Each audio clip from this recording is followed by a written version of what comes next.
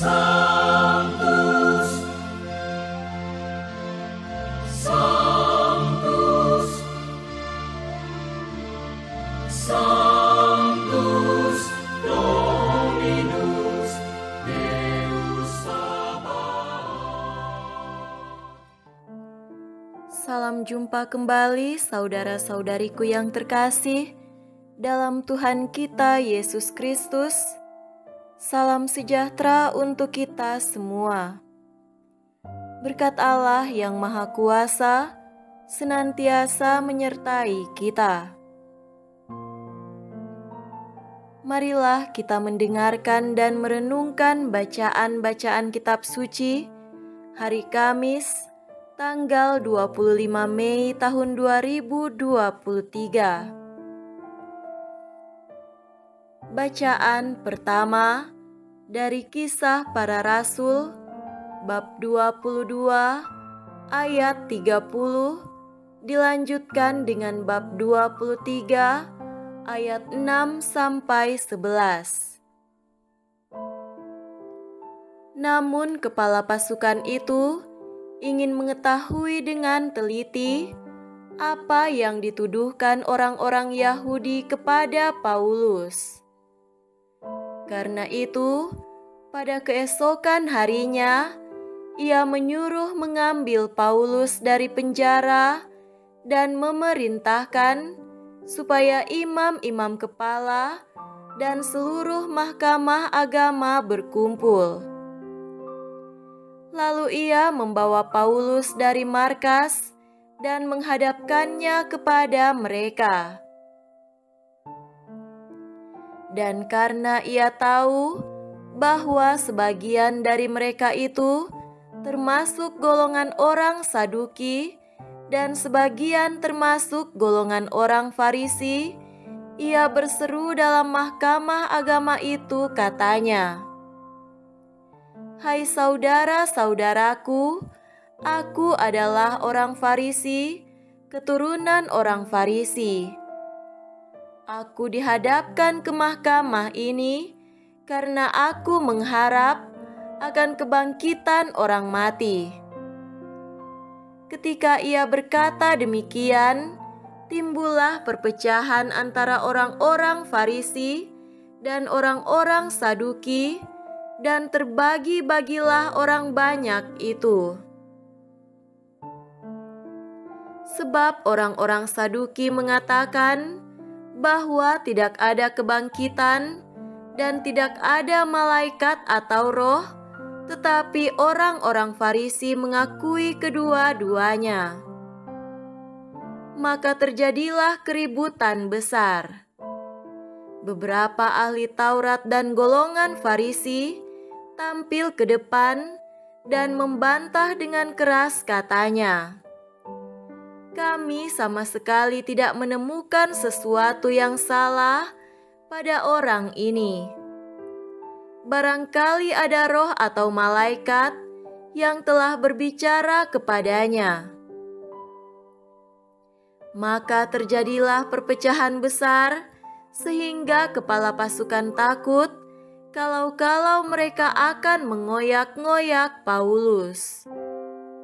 Karena itu, ia memerintahkan pasukan untuk turun ke bawah dan mengambil Paulus dari tengah-tengah mereka dan membawanya ke markas.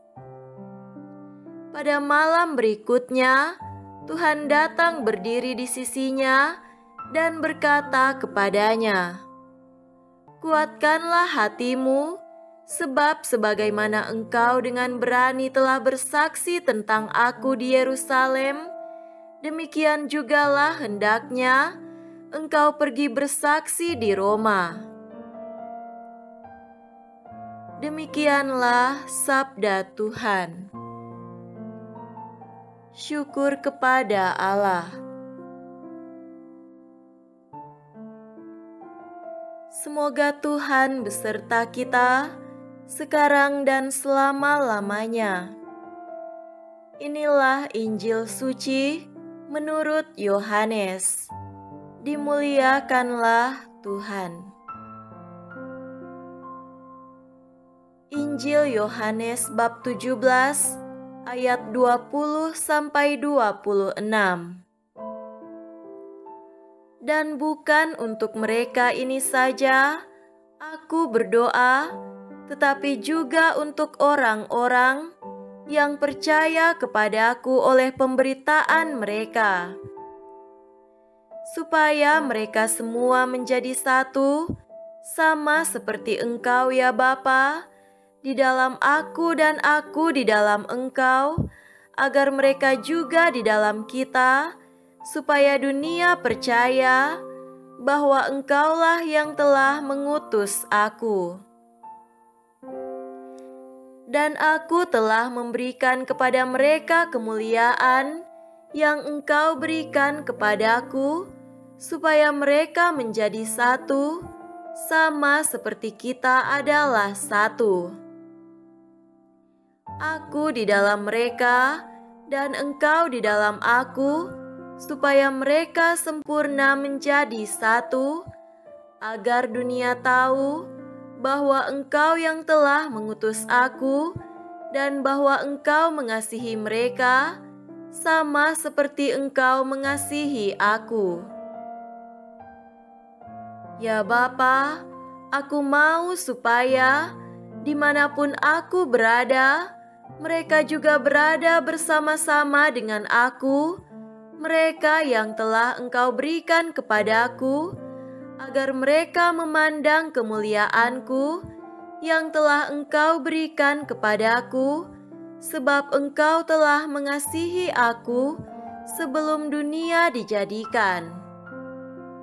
Ya Bapa yang adil, memang dunia tidak mengenal Engkau, tetapi aku mengenal Engkau, dan mereka ini tahu bahwa Engkaulah yang telah mengutus aku. Dan aku telah memberitahukan namamu kepada mereka, dan aku akan memberitahukannya, supaya kasih yang Engkau berikan kepadaku ada di dalam mereka, dan aku di dalam mereka. Demikianlah sabda Tuhan. Terpujilah Kristus.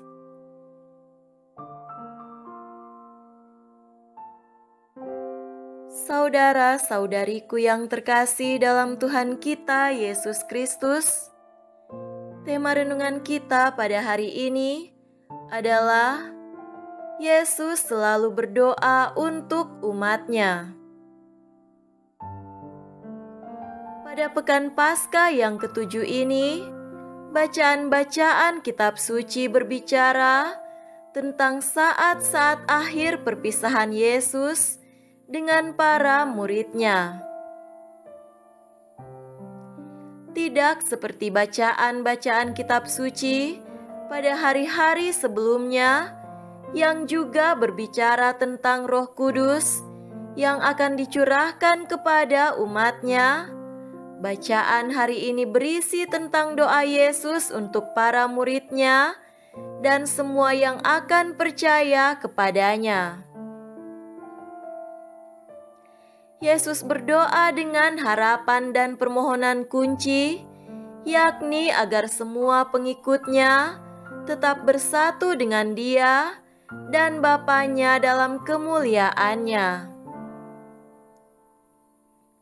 Doanya dalam Injil hari ini berisi beberapa poin yang sangat hakiki. Pertama, permohonan untuk semangat kesatuan. Ia mendoakan baik mereka yang sudah percaya dan yang akan percaya kepadanya berkat pewartaan para murid-Nya. Tujuannya antara lain yakni agar mereka semua bersatu, seperti Ia sendiri dan Bapa-Nya adalah satu, agar dunia juga percaya bahwa Bapa jugalah yang mengutus Yesus bagi dunia.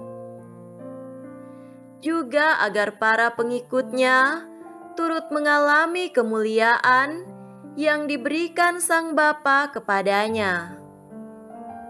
Di samping itu, agar mereka dihantar menuju kesempurnaan dan dunia mengetahui bahwa Bapa mencintai mereka seperti yang dialami Yesus dari Bapanya sendiri.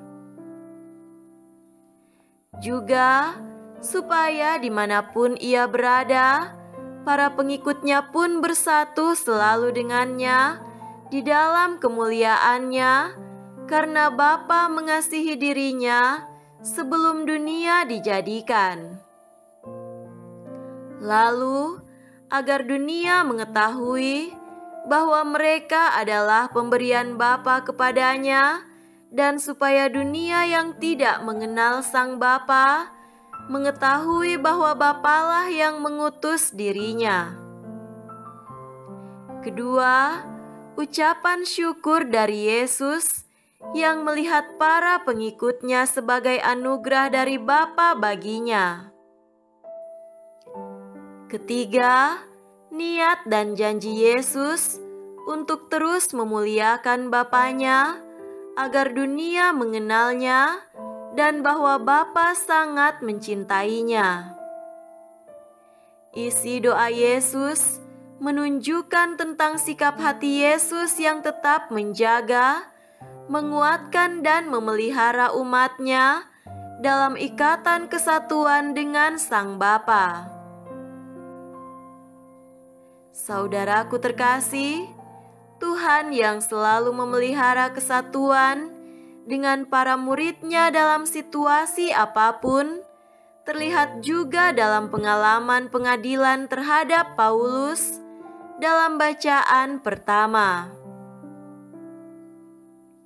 Di tengah-tengah penahanan dan penghakiman yang dialami di hadapan para pemuka Yahudi, Tuhan mendatangi dirinya dan memberikan semangat dan kekuatan untuknya. Tuhan menguatkan dia dan menyertai dia dalam situasi penderitaan yang dialami Paulus. Kedua bacaan ini memberi pesan kepada kita bahwa persekutuan dan kekompakan yang kokoh atas dasar semangat saling mengasihi sesungguhnya bukan hanya merupakan doa dari Yesus sendiri bagi para pengikutnya kapanpun dan dimanapun. Dalam kondisi apapun, Tuhan selalu menyertai, memberi semangat dan mendoakan kita agar semua hidup dalam kerukunan dan persatuan. Permusuhan, pertengkaran, kehidupan terpecah belah selalu merupakan perlawanan terhadap hakikat hati Allah sendiri. Semoga demikian. Amin.